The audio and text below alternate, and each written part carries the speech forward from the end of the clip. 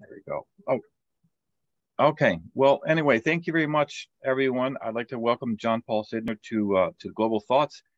I met Jon Paul a number of years ago when I was at Emmanuel College, and I've always appreciated his approach to thinking. You know, it's not just religious studies, but to a philosophical view. And when I learned about his new project, it's called the Nondualism Project. I thought it was I liked what he was arguing there. I don't know that much about it, and I think I thought I'd invite him and just see what he can tell us a little bit about this, and then I will send a link to anyone who'd be interested in learning a little bit more about this. So, Jon Paul, thank you very much for joining us. I really appreciate it. Thanks for having me, Tom. Looking forward to it. Looking forward to a good conversation, which I always enjoy. Those are always good things. So let's get started. I'll just start with I'll go cut right to the chase. What is non-dualism? So non-dualism is a translation of two Sanskrit terms, Advaita from Hinduism and Advaya from more often used in Buddhism. And it's basically, it can be interpreted, I'm going to have to use some philosophical language here because this is basically philosophy. It's sometimes interpreted as monism, as in there's only one thing, that one thing being God or Brahman in Hinduism. That's not the interpretation that I'm really interested in. I'm interested in the interpretation of non-dualism as not two, which means things that we might count as two things or dualism are actually fundamentally united. So they're neither purely one, nor are they purely two. They're simultaneously both one and two at the same time. And I know this sounds kind of mysterious and wishy-washy when I talk about it, but it's actually extremely common in human experience. And it's actually, I would say, kind of a peak human experience. And I would say that once we start thinking this way, we can kind of see more potential in life than we do when we think dualistically, as if things are separate from each other, which in philosophy is called atomism, or much more rare when we think monistically, that everything is really just one thing. And monism can be God. Monism can be matter. There's some physicalists who are monists. They believe there's really only one thing, which is matter, and everything's just emerges from matter. I think non-dualism is a richer worldview.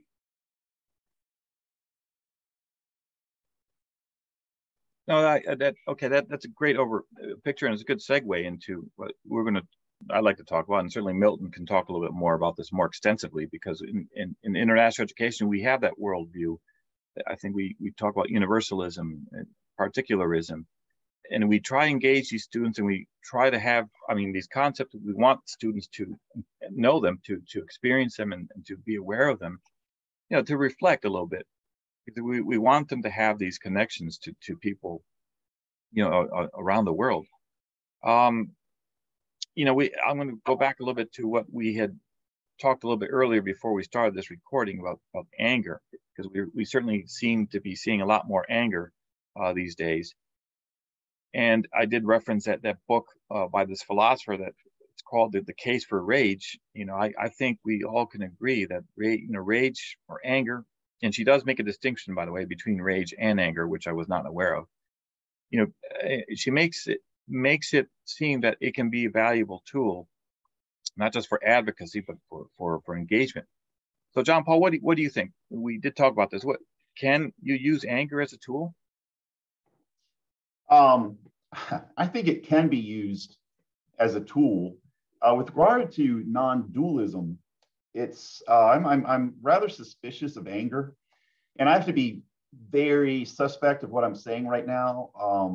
If this book was written by a Black lesbian, here I am, a white, cisgendered, heterosexual male in America.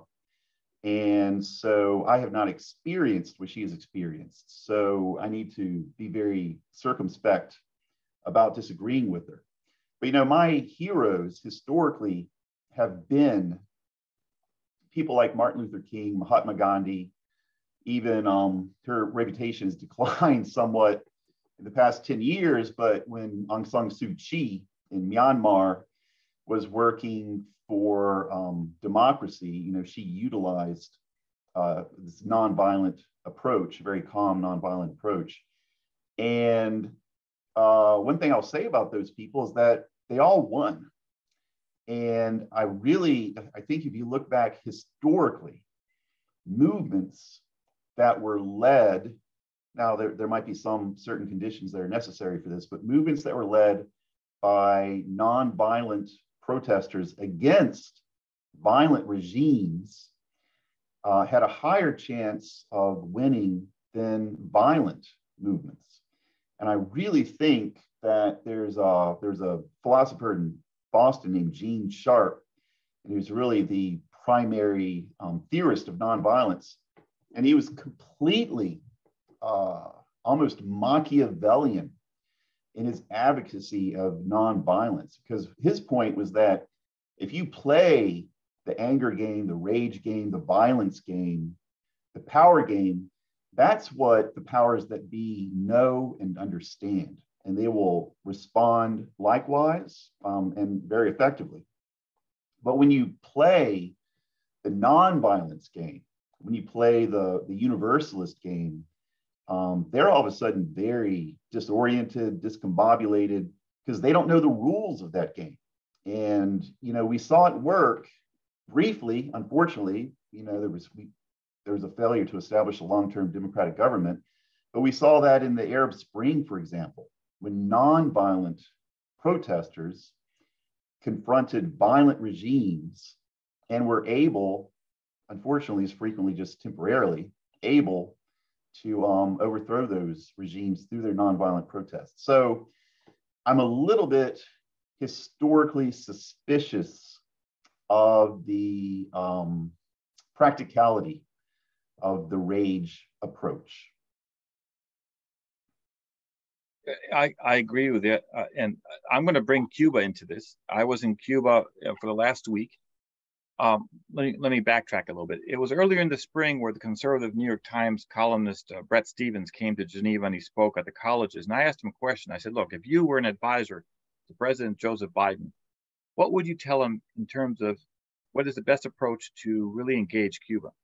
And he answered me. He pretty much said, we did all we can. I mean, it's up to the Cuban people to rise up and to make the change. I mean, this is on them. It's their fault, is what he said.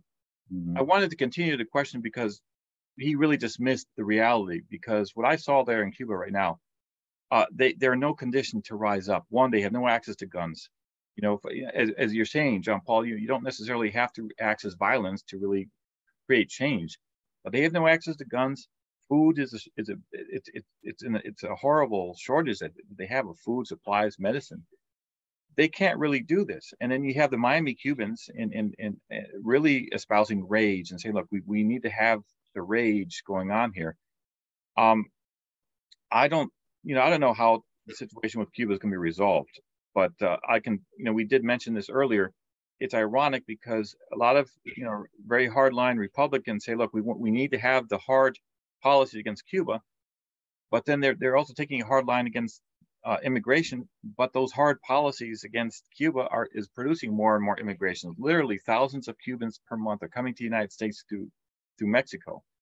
So they don't seem to realize this. The anger, this vicious cycle doesn't seem to work. I think with Cuba, I don't know how that situation is going to change, but certainly rising up in violence is not going to work.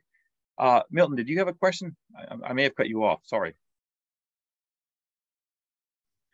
No, I'm just happily listening. That's interesting. I did spend some time in Cuba here a few years ago, and so stimulated, thinking along those same lines that you're thinking about. And it always seems to me that as the United States, more clearly itself is flirting with authoritarianism, that at some point, it ought to kind of get over the idea that, it somehow purely ought not to be dealing with an authoritarian state, since it certainly does, throughout the world, and, say, okay, there are some boundaries. You can't bring in, nuclear missiles from Russia, okay, fine. But otherwise, we'll deal with you as we do with other authoritarian nations, Yeah, it strikes me that there's a kind of, hypocritical purity going on here that is becoming increasingly evident in the face of, 49% of the American public being willing to elect somebody who's, not particularly different in his authoritarianism. I think you're right. I think you're right. It's these elections showed us a little bit that there's some hope for us. That not everyone's going to be buying these candidates who espouse those views or support Trump and his views.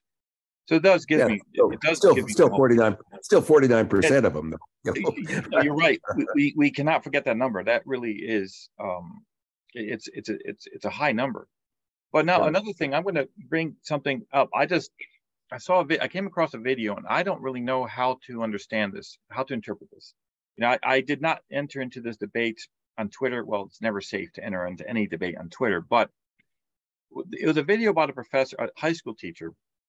He was suspended without pay, and he had said in his class, I read it in text, so I couldn't tell what the context was, but he said, look, ethnocentrism is, I would say, for example, I'm ethnocentric. That means my culture is better than your culture. It's superior to yours. And then someone videotaped him, and then they complained. He was, attacked by a couple of students. They criticized him, and then he's suspended. And so people are saying, well, yeah, he's racist. He was showing his white privilege. But I wanted to take a look at it and say, look, maybe he was just really using this as an educational example. We seem to have lost the line, the distinction between an example and the espousal of something that's really racist.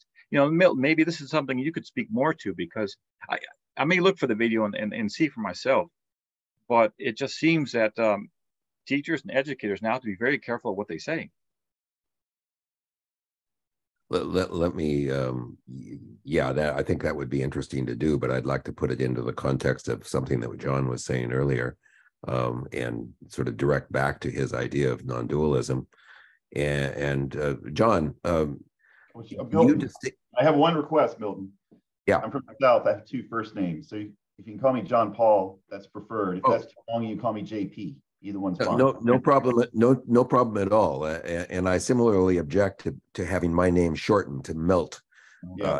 Ever since I learned that it was the word for fish sperm, I've objected to that shortening. Yeah. Okay, Jon Paul. John's a word for toilet. Do you distinguish between your definition of non-dualism and dialectic, in the sort of not just Marxist, but the sort of general sense that the dialectic is used in philosophy? What do you see as the difference? Yeah, so a big question is, why do I use the word non-dualism? Non-dualism is kind of an obscure word. It's very technical. It's not well known in English. So why didn't I name it the Unifying Project, the Solidarity Project, something like that, something that's much more accessible and marketable? And the reason why I called it the Non-Dualism Project, I'm doing research on non-dualism, is because there's a really rich history and extremely well-developed, complex thought about non-dualism in particularly the Indian religions, Hinduism, Buddhism, but we can also look to Taoism, for example, in China for that developed thought, number one. Then number two, with regard to your question, non-dualism absolutely commends an epistemology, a way of knowing that is dialectical or conversational. So right now, for example, I think the three of us are learning from each other through conversation, through dialectic, and we're learning more than any one of us would learn than we would learn if we just each spoke one at a time sequentially, like one and then two and then three, and then we're done, right? So that's dialectic, that's conversation. And so non-dualism definitely commends that. And that's part of the reason why I'm utilizing Hindu and Buddhist non-dualism, because I'm actually a Christian theologian. That's my job. It's my bread and butter. Right now, I'm on a full-year sabbatical writing a Christian systematic comprehensive theology. And one aspect I'm going to deal with is epistemology. And in the Gospel of John, it says, in the beginning was the Logos. Greek word is logos. That's always been translated, in the beginning was the Word. But Erasmus, an Enlightenment thinker, French Enlightenment thinker, he translated it, in the beginning was the conversation. And there's a lot of philological or linguistic justification for that translation. And also, I would say within the Christian tradition, if we think of God as a Trinity, as three persons deeply in relationship with each other, then you should say in the beginning was the conversation, not the Word. A word is alone, it's still. A conversation is mutual and it's active. It's a better translation. It's a better epistemology as well. Yeah, thank you. It sounds like you are equating dialogical with dialectic, which is a reasonable, I think that's a reasonable equation as well. And I sort of like the way that you're relating that to, in the juxtaposing it to the Word, yeah, no, that's nice. I was struck with when you were giving your definition of non-dualism, that the two things are necessary, kind of like left and right are necessary to one another. I tend to take a kind of more definitional approach to this, which is when we define something. This is based on George Spencer Brown and laws of form, but it's also a Hegelian kind of dialectical thinking. Where when you define something, you necessarily define it in terms of something else. You can't talk about something without saying here's what it isn't, and therefore the thing and whatever it isn't are in a kind of dialectical relationship with one another. They owe their existence to each other, and ultimately to the distinction that we've drawn, between those two things, which in turn owe their existence to one another. And through dialogue, of course, we can set up those kind of complementary relationships in dialogue. So anyway, that's kind of why I was interested in your non-dualism. Was, well, what's its relationship to this dialectical thinking, and which I think is really crucial for us to get out of this sort of positivist Newtonian paradigm, and also to get by the excesses of relativism, is to really embrace something like this dialectical thinking, which I'd be very happy to include the idea of non-dualism in that. So that's kind of why I'm here. Yeah, very much so. So you're absolutely right. I gave you a dialogical answer, a conversational answer, rather than a dialectical answer. So you had two illustrations of dialectics. One, going back to Hegel. Of course, Hegel is immensely complicated and he wrote a lot, but if you're talking about an excessively neat dialectic of thesis, antithesis, synthesis, and that kind of ongoing process, in my mind, that's just too neat of an epistemology to really work in the world that we're in. So conversation, we were having a three-way conversation right now. You mentioned physics and Newtonian mechanics, right? Physicists still struggle with the three-body problem, right? When you got two bodies in motion, it's pretty easy to map. You put three in motion, it becomes almost infinitely complicated. So when you start talking about human beings having conversations and learning from each other, or the evolution of history, this extremely neat thesis, antithesis, synthesis dialectic, I just don't think you can map that onto an actual reality. That's number one. Number two, your second point, that things exist through their relationships with one another, and also especially through relationships with their contrasts, I think is absolutely spot on. So, for example, we appreciate warmth when we get back in from a cold walk.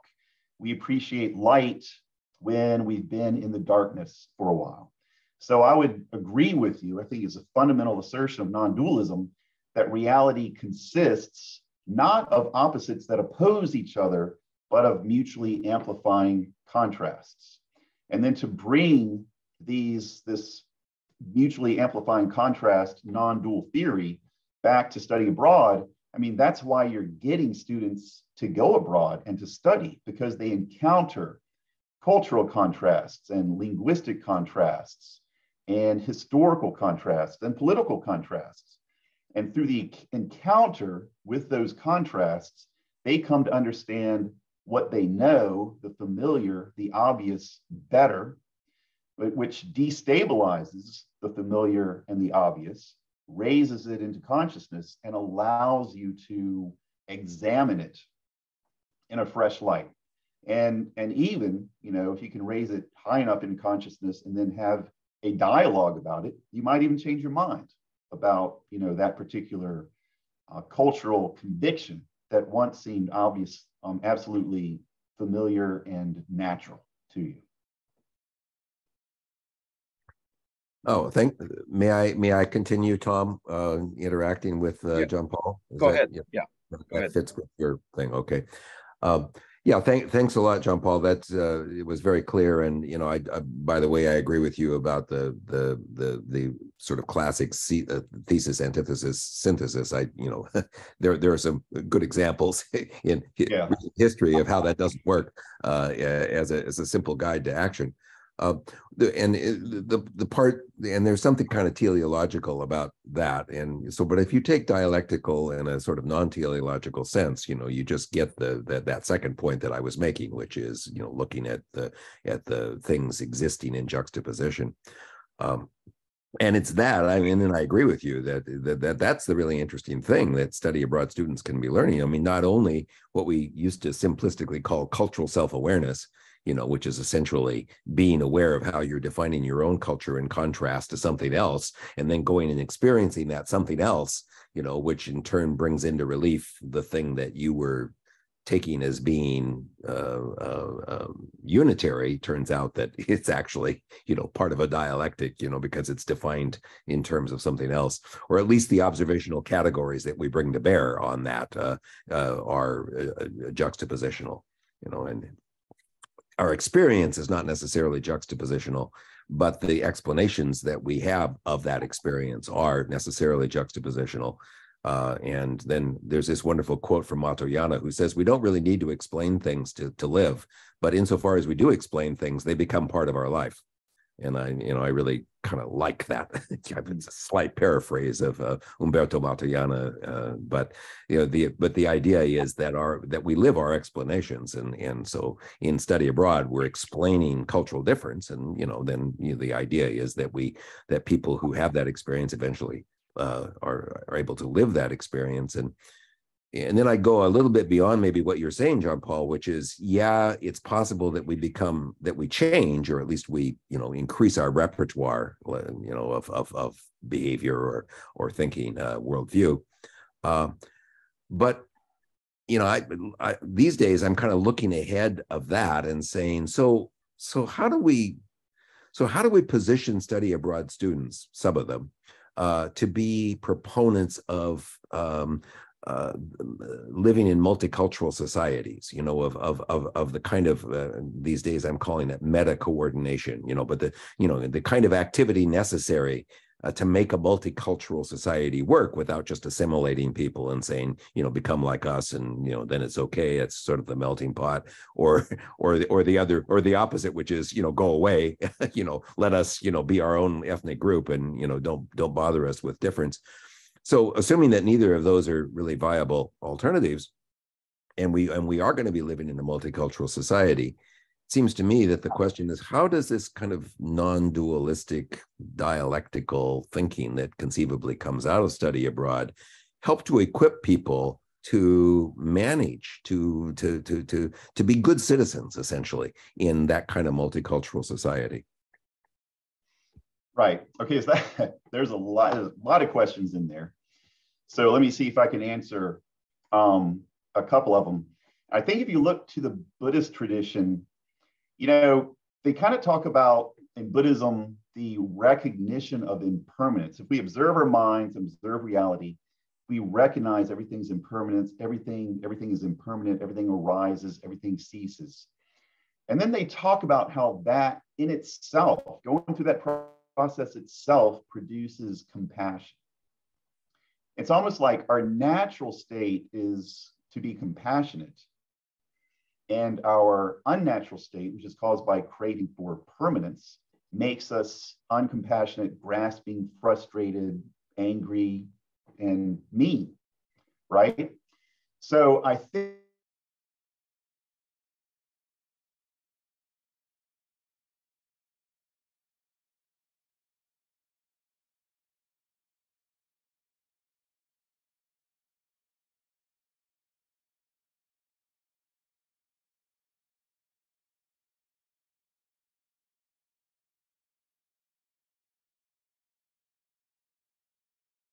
Milton, can you hear me?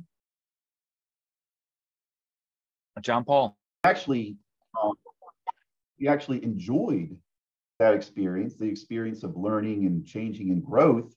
Then at that point, you have a global citizen who is not just comfortable with diversity, but actually seeks it out as a source for growth. So if reality is fundamentally non-dual, that means intrinsically diverse and purposefully diverse. And if that diversity fertilizes itself, and if we can actually think plumb with that diversity, then we will be thinking like multiculturalists, not assimilationists, not monoculturalists, not segregationists, but like multiculturalists. So what I'm trying to do through the Non-Dualism Project is celebrate difference, because difference in relationship to difference generates more than sameness in relationship to sameness. Yeah, no, that's very clear, and I think I would certainly have the same hope in the work that I do around study abroad, and when I'm advising programs, is that exposure to those differences ideally leads to exactly that sort of multiculturalism in the sense that you were just talking about it. And the only caveat I'd add to that is that I'm not sure that it happens quite so naturally as you seem to be implying. It's unclear to me that our natural condition vis-a-vis otherness is to be compassionate. I think our natural condition, probably born of our primate species heritage, is to be suspicious and potentially violent towards otherness when it impedes us or in some way appears to threaten resources.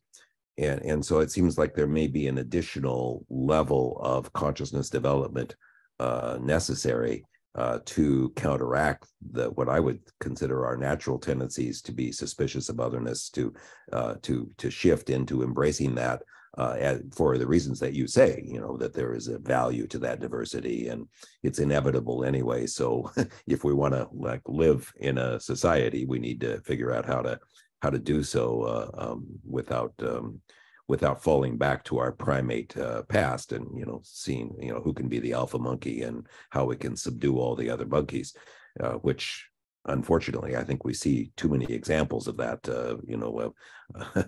surrounding us at this very moment. So there's some kind of a development of consciousness that I think goes along with the exposure to difference that necessarily then creates that condition of multiculturalism that you were referring to. Right, and I would say human response to anything is stochastic, right? It's going to happen on a spectrum of responses. When I was in seminary, we had a professor who would send students to India every summer, and it expanded students' horizons. A lot of students, it changed their lives.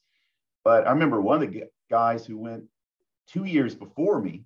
I mean, he was He was a conservative Christian.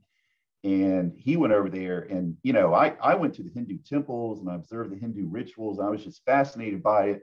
I ended up studying a Hindu theologian when I got my PhD in comparative theology, and comparing and contrasting him with a Christian theologian. I just fell in love with him. He was just completely repulsed by the entire experience. He thought it was all superstition, it was all idolatry, it was all bad.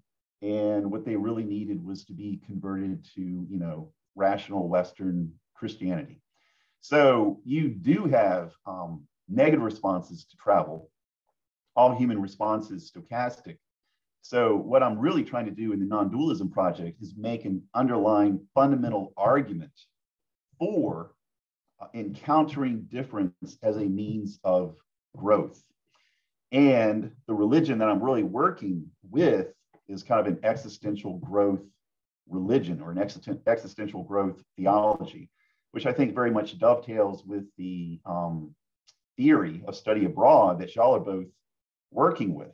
My concerns are more existential. I think y'all's are probably political and ethical, and as well as spiritual.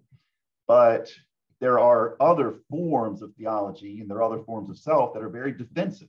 There are defensive theologies that see external stimuli as threats to their worldview, and they're going to kind of try to immunize their participants against those threats.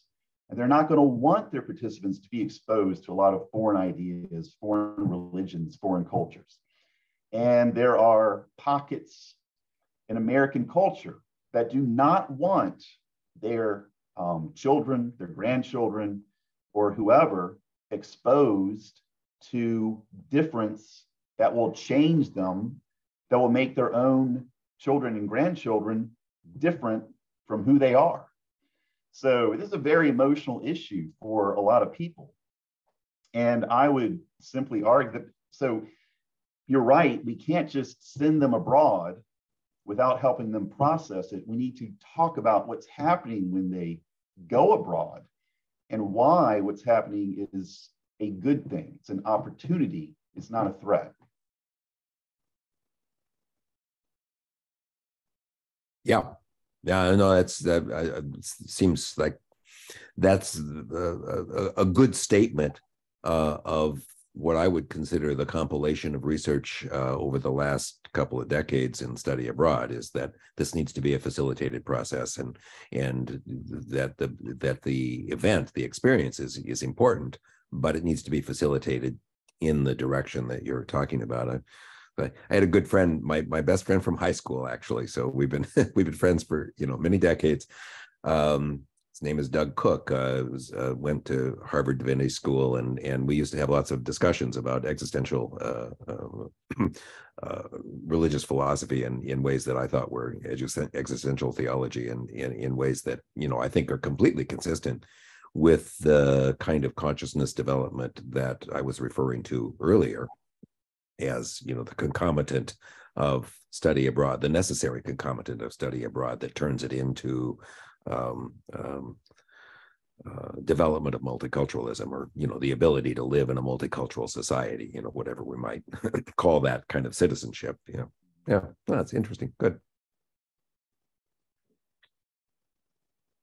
Well, this has been a great conversation. I've just been listening and learning. So thank you, you both for really contributing to this. One thing I remember, this was at a NAFSA conference back in 2006, I think in Minnesota. I don't know if you know who Gregory Boyd is, Jon Paul, but he's a Christian minister at a megachurch in Minneapolis. Yeah, I know who he is. Oh, you do know him? I do, yeah. Okay, yeah. Well, I invited him because at the time I was in charge of the Peace and Justice Specific Interest Group, part of NAFSA. I said, look, I'd like to have you speak here. NAFSA, at one point, someone contacted me and said, look, Tom, we don't have enough. We would like to have Mr. Boyd speak to our larger audience over here about this. Would you be willing to expand the audience? And I said, absolutely, that's not a problem at all. But then I think like a day later, I was called by someone else from NAFSA and saying, look, we can't have this happen because he's a Christian minister. He's Christian. We need to have a Muslim and a Jew also presenting at the same time somewhere in the conference corridor, which made no sense to me. I mean, I don't think. I mean, he certainly wasn't proselytizing. He was just he delivered an excellent presentation where he was extricating religion from patriotism or from nationalism, because as we know, back in 2006, that was big. We were still in Iraq. The United States had invaded Iraq. And it was too bad that people, we had to finally go back to our original audience of only 30 people as opposed to 300 people. Mm-hmm. But it was too bad, because I think the wider NAFSA audience could have really benefited from what Gregory Boyd had to say. And I think, I think it's too bad. Sometimes the field would be a little more open to some of these other perspectives. I always learn. I always try and show my students I'm trying to learn something. I was actually really trying to improve my impress my students by trying to learn Turkish for an interview here, and that was a mistake, because that's a very difficult language. Although I was able to talk for maybe 30 seconds, I was able to hold a conversation. But I always like. I think the instincts of some of those people were good. I think, the word non-dualism. There's a form of Buddhist non-dualism. It's called shunyata, which translates literally as emptiness. It also has a more figurative translation as openness. It means we're all fundamentally open to each other. Reality is fundamentally open to influence from the rest of reality. And I think what those people were advocating was that we should be open to multiple perspectives, right? Judaism, Christianity, Islam, Hinduism, Buddhism, atheism, secularism, whatever. We should be open to all perspectives. That's what they were saying. The problem is you can't be open to all perspectives all at once. You've got to do it sequentially. So if you only invited Christian ministers to the Utura conferences all the time, that would be a problem. But if you invite him and he wants to speak, I think that's fine. Then, you make sure, well, we're going to get a Muslim, and then we're going to get a Jew. And well, we need to have a conference on LGBTQ plus experiences overseas. We need to have a conference on African-American experiences overseas, all that kind of stuff. So universalism and egalitarianism are good things. They're definitely non-dual things. They're non-dual values. But I would just say, practically, you can't do it all at once. You've got to do it sequentially. So you might be a momentary particularist, as well as in the long run, you're a universalist. Yeah, that's a good way of putting it. I think I think that's very true. I have another. I was reading something, and both of you know this term, the Kafka trap? Kafka trap. It's basically if someone is saying something, or they ask you a question, and you don't answer in the way that they want you to, then you're a racist or something like that. Like for example, someone would say, well, there's Tom and two other white people, if there's no other nationality, there's no black people or Hispanic people, they're racist. So I'm still reading up on this term, the Kafka trap, Kafka. I had never heard of this notion before. Milton, maybe you have, but how would we overcome this type of thing? Because that seems to be a big obstacle to having any kind of engagement or conversation with the other. If we have this Kafka trap, what do you two think about that? Sounds like it's a play on the Kafka-esque trial, the absurd trial based on the Czech writer Franz Kafka. So, and I've experienced it. I've been at conferences where, geez Louise, I thought I was saying the most inclusive, compassionate things you could possibly say, but there's still something wrong with absolutely positively everything I said to a certain contingent of people at the conference. And I mean, there's no solution to it, but I would say that I don't think people's minds are changed when you condemn their worldviews and their thoughts, as opposed to gently, respectfully inviting them to see things a different way. And I think when I look back, I mean, Gandhi very gently and hospitably invited the British to see things the Indian way. And they left India, and MLK invited whites to see things from a Black perspective. And it was very difficult, and a lot of whites hated him, and he was eventually killed for it. But he also got the Civil Rights Act passed. So I just don't think this kind of aggressive condemnation of everything somebody says as being insufficiently, progressive or universalist or conclusive. I don't think it's a sound tactic if you actually want to change minds. It tends to drive people back into their position and harden their position rather than soften them into changing their position. Yeah, I totally agree with that, Jon Paul. I think that, but I would give a slightly different explanation for why that's happening. That, as I see it, there's an epistemological underlying issue going on here, which is kind of ironically this relativist position, which is you have your worldview, I have mine. Has become exaggerated so as to become basically kind of dualistic again, that there is an absolute, I have my absolute view and you have your absolute view, and you basically don't have access to my view, and vice versa, because, you're a white guy, not a Black guy.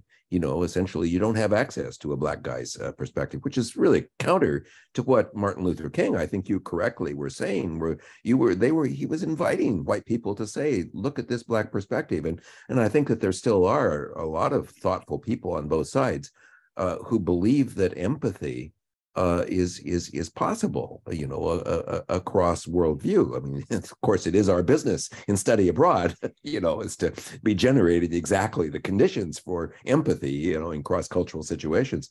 And but I'm afraid that this extreme relativism, maybe whether we call it political correctness or whatever it is, but epistemologically, I think it's the exaggeration of the idea that worldviews, the integrity of worldviews, must be protected from appropriation, and that any attempt to understand that worldview is in fact an act of appropriation, certainly an act of hubris on the part of somebody saying, I can understand somebody else, if you believe that you necessarily carry the filters from your own worldview, the organizational structure of your own worldview, into the empathy with the other worldview, which I think is the underlying epistemological assumption here. Then you can see why people would think it was impossible for somebody to really access the worldview of another, and thus the need not only to have sequential, perspectives, being represented, but I think beyond that, cutting off those perspectives that are contrary to your view it kind of goes along with this kind of, ironically, with this kind of relativism. Right. My particular discipline within theology it's called comparative theology, and what comparative theology does is, I'm a Christian theologian. I do Christian theology in conversation with Hinduism and Buddhism. Some people do it in conversation with Islam. Some people do it in conversation with Judaism, but it's frequently criticized as a colonialist endeavor.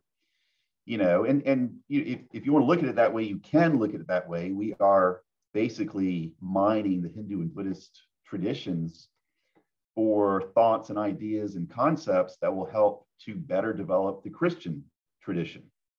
So you can say that's colonialist if you want. You can make a legitimate argument, but actually I think it's, if anything, anti-colonialist, because, for example, when the Brits colonized India, they were not going to India to improve Britain culturally or intellectually.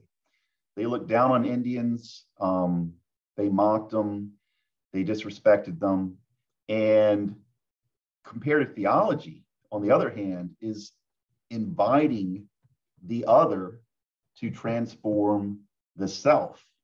It's saying to the other, you are in possession of intellectual resources, spiritual resources that will help my tradition please transform me to a certain extent in your likeness.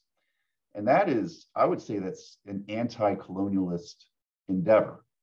Some people will argue with me, that's fine, we can disagree, but the argument against cultural appropriation, first of all, I just don't see how you can, my students study Hinduism and Buddhism, they're attracted to certain ideas and some of them apply them to their lives. I don't see how you can stop that, number one, why you should stop it, number one, and I certainly don't think you can stop it any more than you can stop, the waves from washing up on the beach. Yeah, well, yeah, of course, I certainly agree with that. It's kind of the core to our activity here is that we believe that that we can be deriving benefit from our understanding of one another, and that's not appropriation, and in fact it's contrary to the colonialism as you were talking about it. But I think if your underlying worldview is colonialist, meaning that you see relationships amongst people largely in terms of power, then the fear is that somebody understanding you represents necessarily an act of power, and as such one should resist being having power exercised against you, which ipso facto means that you must resist being understood. And it's ironic when you put it in those terms, but I think it's accurate, that we've gotten caught up in basically the rejection of empathy as an indicator of political correctness. And I think Tom, is that he put his finger on it, that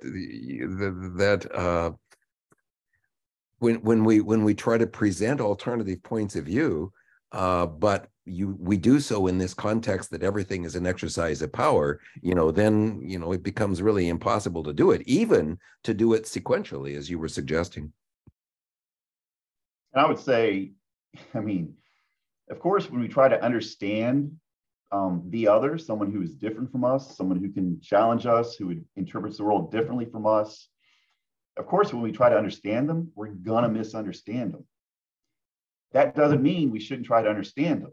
There are degrees of understanding and misunderstanding, and it's an unending process. There's no conclusion to it. All our understanding is going to be impermanent and imperfect, but it's still worth doing, even if we can never complete the process. And one aspect of non-dualism is that there is no resolution. There is no finish line. It's an ongoing process. I think if you pay close attention to human thought, to conversation, to all the debates we've been having about reality for 3,000 years now, you'll see that there is no resolution. So if there's no resolution, if what we think is imperfect and we recognize that, then we also recognize that we can think better. And the question is, how can we think better? And I think that the encounter with otherness is one of the key practices for anyone who wants to think better, who wants to destabilize their current worldview and adopt a new worldview that's more accurate, more generous, and makes you feel more at home in the world.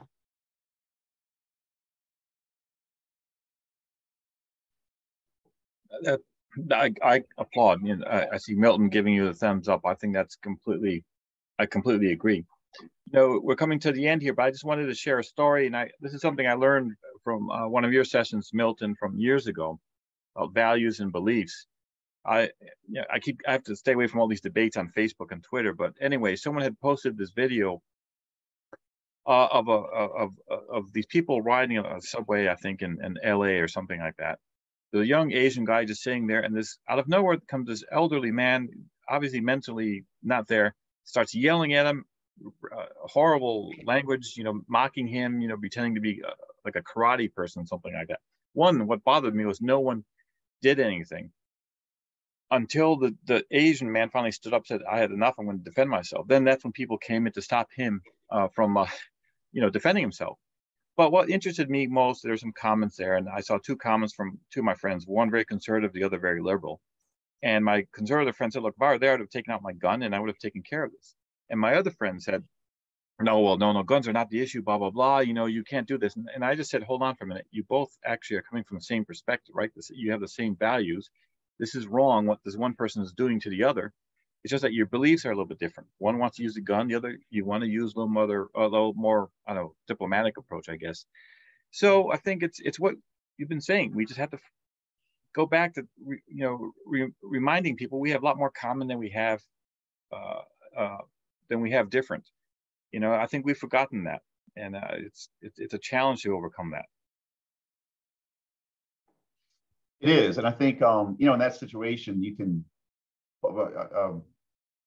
rising practice and a rising topic is which is, I would say, also relative to study abroad, is restorative justice. And restorative justice is the idea that you're not, when somebody does something wrong, you don't just punish the person so that they're averse to doing wrong again when they come back into the community, so everybody just doesn't do bad things because they're afraid. So it's not a punitive system, but it's an idea that the wrongdoer and the wrong party can reconcile, that the wrongdoer can experience empathy and can recognize the harm that they've done, and through that recognition can actually become a voluntarily productive member of the community. So I think that's what y'all are doing in international relations to a certain extent. You're kind of promoting restorative justice, especially between cultures that have, historically antagonized one another, like Cuba and America or Mexico and America, and showing that, we can be neighbors. We don't have to be antagonists. We can be neighbors. I as an old Peace Corps volunteer, Jon I'm an Paul, old Peace Corps volunteer. You are too. I am. Yeah. So, 92 so to 1994.